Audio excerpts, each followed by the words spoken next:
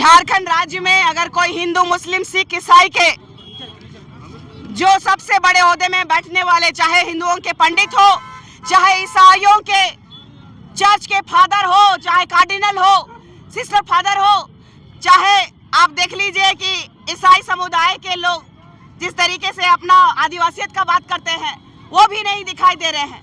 और अन्य धर्म के जितने भी लोग, जैसे कि कोई मुस्लिम का मौलवी अगर मर जाता तो आग लगा देता ये लोग, लेकिन आज हमारे पढ़ा राजा की हत्या हुई है, उनके शूटरों को पकड़ने में पुलिस प्रशासन नाकाम है।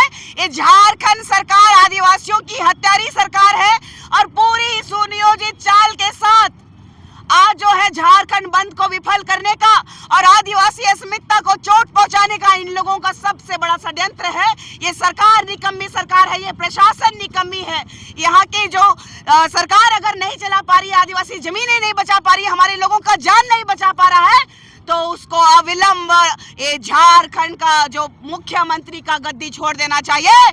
नहीं तो हम लोग कम ही सही लेकिन नेपाल की तरह अपना झारखंड को लेना जानते हैं। मैंने कहा है कल से ही कि हम लोग गुलगुलान करना शुरू कर दिए हैं। हम गरीब क्यों ना ही सही लेकिन इस देश के मूल मालिक आज रास्ते पे उतर आए हैं, लेकिन यहाँ की सरकार को जू तक नहीं रेंग रही है। यहाँ के सरकार के द्वारा इर्द गिर्द देखिएगा, हेमंत सोरेन के इर्द गिर्द ही हमारे हत्यारे घूम रहे हैं।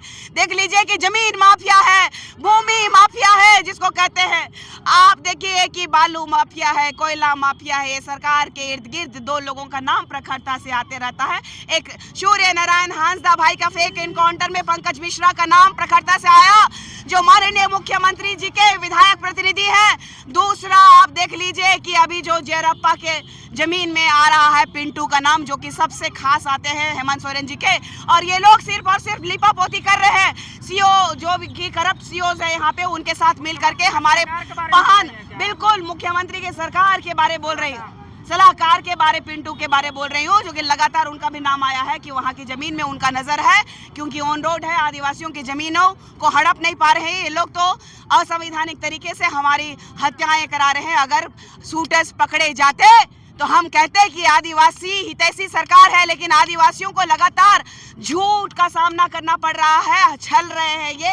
हमें न्याय चाहिए, हमें वो दो शूटर्स चाहिए जिनको हम लोग फांसी के फंदे में लटके हुए देखना चाहते हैं। लोग जो गिरफ्तार हुआ क्या नाकाफी है? अच्छा आप बता दीजिए कि हमको कोई उठा के ले जाएगा प्रशासन और कोई केस थोप के भेज देगा तो हम गुनाहगार हैं? वो लोग निर्दोष हैं। अरे हम उनको फांसी दीजिए, उनको फांसी दीजिए अगर गुनाहगार है तो, लेकिन जो मारा है वो सीने पे मारा है हमारे पढ़ा राजा को, उनका हम लोगों को गर्दन चाहिए, वो अरेस्ट होना चाहिए। वो अभी तक क्यों घूम रहे हैं सड़कों पर? देखिए कि जहां तक हमको लगता है कि जमीन माफियाओं से मिली जुली ये सरकार का ही हाथ है, क्योंकि हमारा एक तरफ तो देख लीजिए जेरप्पा में जो जमीन का खेला चल रहा है उसमें एक तरफ पत्थलगड़ी है, और पत्थलगड़ी आज नहीं हुआ है, इससे पहले भी हुआ है, और लगातार बाबा सोमा मुंडा जी वहां की जमीनों को बचाने का काम कर रहे थे। आप देखिएगा बगल वाला जमीन में नाम आ रहा है पिंटू जी का। ये सीबीआई जांच होनी चाहिए। ये सरकार आदिवासियों की हत्यारी सरकार है, हमें सीआईडी जांच नहीं चाहिए, हमें सीबीआई जांच की मांग कर रहे हैं हम। और वो स्वर्गीय दिशम गुरु जी का नाम भी बहुत है और उन्होंने झारखंड के लिए क्रांति की थी, लेकिन ये झारखंड के राज्य के आदिवासी माननीय मुख्यमंत्री जो कि कभी संघर्ष नहीं किया, इन्होंने झारखंड को 26 साल अभी हो रहे हैं, 25वां साल में उनके पिता का देहांत होता है, और 10 कर्म के लिए जब वो अपने घर जाते हैं तो 10 दिन में अपने गांव में बिजली और सड़क लेके आते हैं। और ऐसे माननीय मुख्यमंत्री सबसे ज्यादा कार्यकाल 2000 के बाद आज तक जेएमएम और महागठबंधन की रही है। 25 गांव सुधारने की इनकी औकात नहीं है और ये कहते हैं कि हम झारखंड के अगुआ हैं, झारखंड को सुधार के रखेंगे। ये दुर्भाग्य है इस झारखंड राज्य का कि हमने जनता के लिए, जनता के द्वारा ऐसे करप्ट मुख्यमंत्री को चुनने का काम किए हैं। अगर ये अविलंब इस्तीफा नहीं देते हैं या फिर केंद्र सरकार राष्ट्रपति शासन लागू नहीं करती है या तो सीबीआई जांच नहीं करती है, तो फिर हम लोग अपने तरीके से अपना जांच और अपना काम करने का पूरी तरीके से फरमान दे देते हैं।